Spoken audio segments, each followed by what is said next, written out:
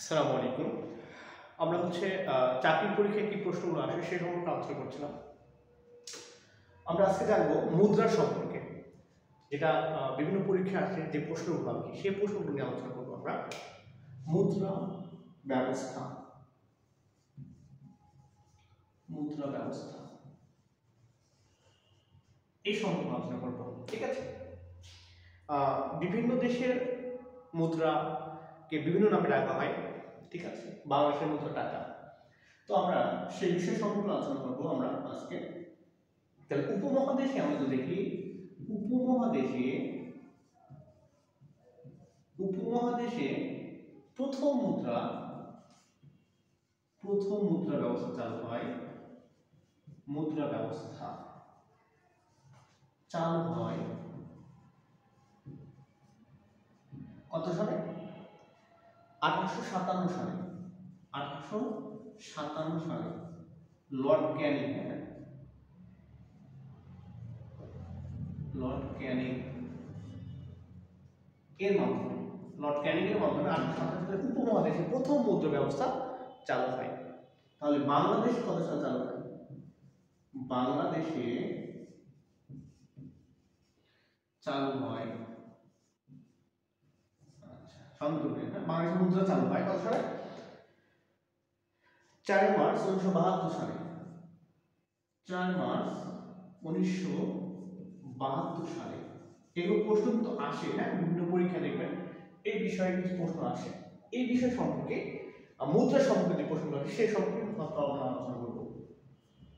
বাংলাদেশ চালু হয় 4 মার্চ 1972 সালে। বাংলাদেশের মুদ্রা সর্বপ্রথম বাজারে আসে, এটা সর্বপ্রথম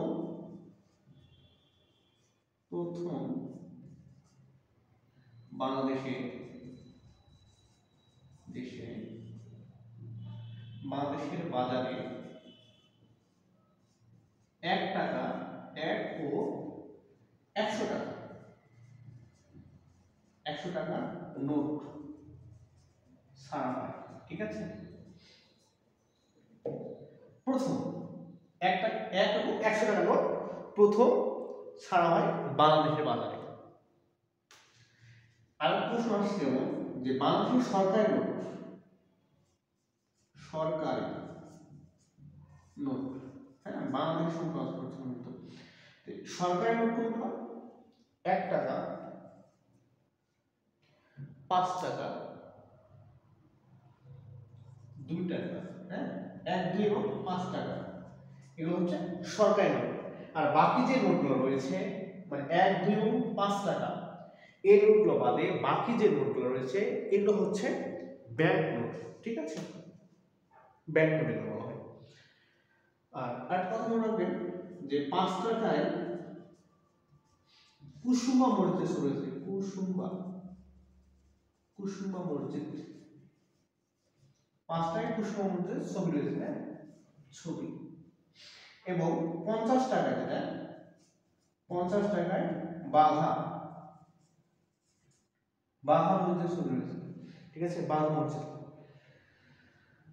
একটু দেখে নিন যে মুদ্রা ব্যবস্থা যদি প্রশ্ন আসে, যে উপমহাদেশের প্রথম মুদ্রা ব্যবস্থা চালু হয় 1857 সালে লর্ড ক্যানিং কর্তৃক, এবং বাংলাদেশে চালু হয় 4 মার্চ 1972 সালে। বাংলাদেশের বাজারে 1 এবং 100 টাকা নোট ছাড়া হয় প্রথম। তো সরকারি নোট হচ্ছে 1, 2 এবং 5 টাকা, এটা সরকারি নোট, এই তিনটা, আর বাকিগুলো হচ্ছে ব্যাংক নোট, ঠিক আছে। আর 5 টাকা কুসুমা মসজিদ ছবি রয়েছে এবং 50 টাকা বাঘা মসজিদের ছবি রয়েছে। সবাই ভালো থাকবেন, ধন্যবাদ।